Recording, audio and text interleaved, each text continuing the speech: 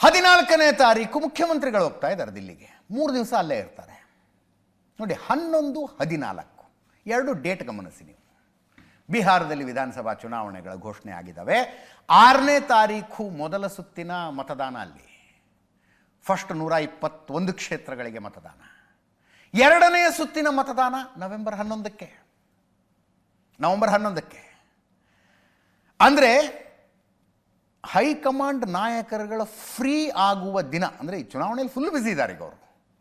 ಅಲ್ಲಿಂದ ಸ್ವಲ್ಪ ಅವರಿಗೆ ಪುರಸತ್ತು ಯಾವತ್ತು ಸಿಗುತ್ತೋ ಆವತ್ತೇ ಡಿ ಕೆ ಶಿವಕುಮಾರ್ ಅವರು ದಿಲ್ಲಿಲಿರ್ತಾರೆ.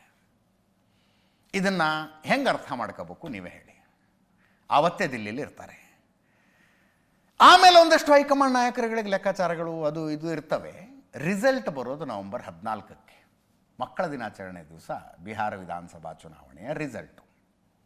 ಆವತ್ತೇ ಮುಖ್ಯಮಂತ್ರಿಗಳು ದಿಲ್ಲಿಲಿರ್ತಾರೆ. ಕಪಿಲ್ ಸಿಬ್ಬಲ್ರದ್ದು ಯಾವುದೋ ಒಂದು ಬುಕ್ ರಿಲೀಸ್ ಫಂಕ್ಷನ್ಗೆ ಹೋಗ್ತಿದ್ದಾರಂತೆ ಸಿದ್ದರಾಮಯ್ಯನವರು. ಆದರೆ 3 ದಿವಸಕ್ಕೆ ಹೋಗ್ತಾ ಇದ್ದಾರೆ. ನವೆಂಬರ್ 14, 15, 16 3 ದಿವಸಕ್ಕೆ.